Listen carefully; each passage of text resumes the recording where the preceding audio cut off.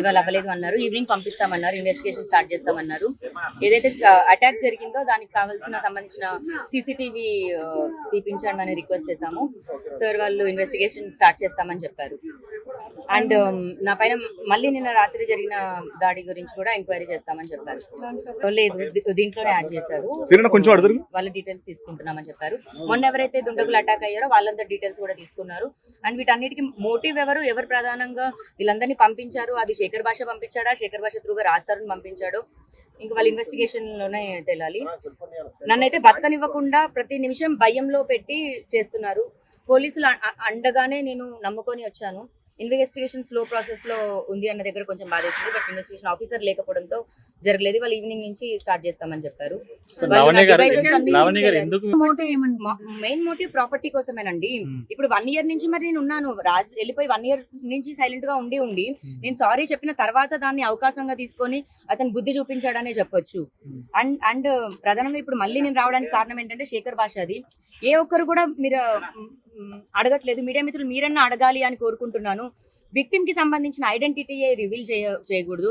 అలాంటిది 376 కేసు ఒకటి తీసుకొచ్చి 164 స్టేట్మెంట్ అన్న తీసుకొచ్చి రిలీజ్ చేస్తున్నారు. 164 స్టేట్మెంటే జడ్జికి విక్టిమ్ కి మధ్యలో జరిగే ఒక ప్రైవేట్ స్టేట్మెంట్. అది ఆ స్టేట్మెంట్ ని తీసుకొచ్చి పబ్లిక్ డొమైన్ లో పెడుతున్నారు. నేను దాని మీద కంప్లైంట్ ఇవ్వడానికి వచ్చాను. సిఐ గారు కోర్టుకి వేయమన్నారు. మేము మండే కోర్టుకి వేస్తున్నాము.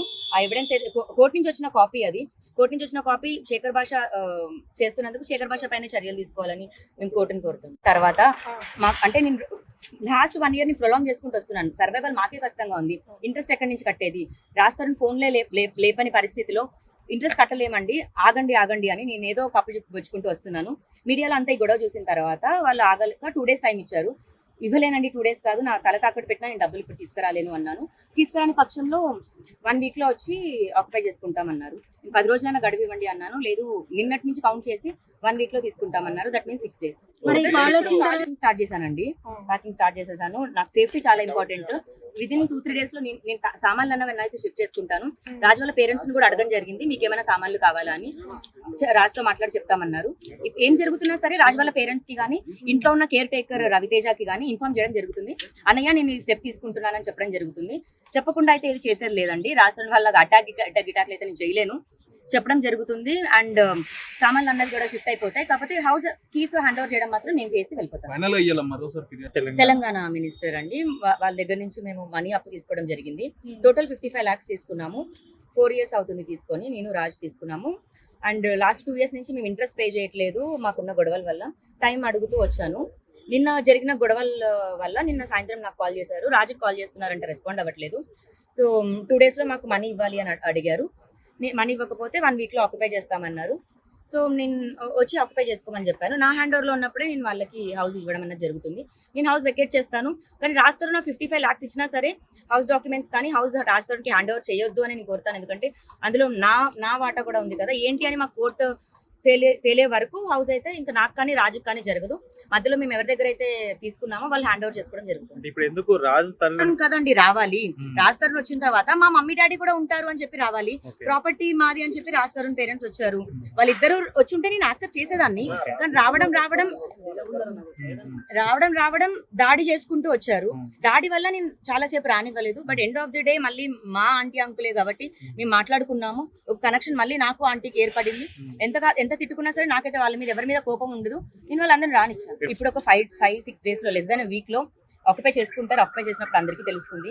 ఇప్పుడే నేను చెప్పదలుచుకోలేదు, వాళ్ళని ర్యాక్ కూడా చేయదలుచుకోలేదు. అండ్ మంత్రి తాలూకా వాళ్ళు కాకపోతే ఇప్పించిన దానికి నేను ఉండడంతో మధ్యలో నేను ఉన్నాను. నా హ్యాండ్ ఓవర్ మీదనే హౌస్ ఆక్యుపై అనేది తీసుకుంటారు. మంత్రి పేసి నుంచే. బట్ తీసుకున్నది మేము మంత్రి గారి తాలూకా నుంచే. మేము చిన్నప్పటి నుంచి మేము గవర్నమెంట్ ని వాళ్ళ పార్టీనే ఓట్లు వేయడం జరుగుతుంది. మాకు ఇప్పుడు రాజ్ ఏం టచ్ లోకి రావట్లేదండి. రాడు కూడా. రాజ్ తరుణ్, శేఖర్ భాష వీళ్ళందరూ చాలా బిజీగా ఎంతసేపటికి నన్ను హ్యూమిలేట్ చేయాలి, నా పరువు తీయాలి, నన్ను చంపేయాలని చూస్తున్నారు. మరి ఏం చేయబోతారో కూడా నాకు తెలీదు.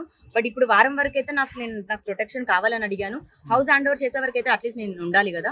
హౌస్ హ్యాండ్ ఓవర్ చేసి నేను రాజు తీసుకున్న పెట్స్ అయినా సరే, నేను పెట్స్ అయినా సరే వదిలేను. నా పెట్స్ నేను తీసుకెళ్తాను.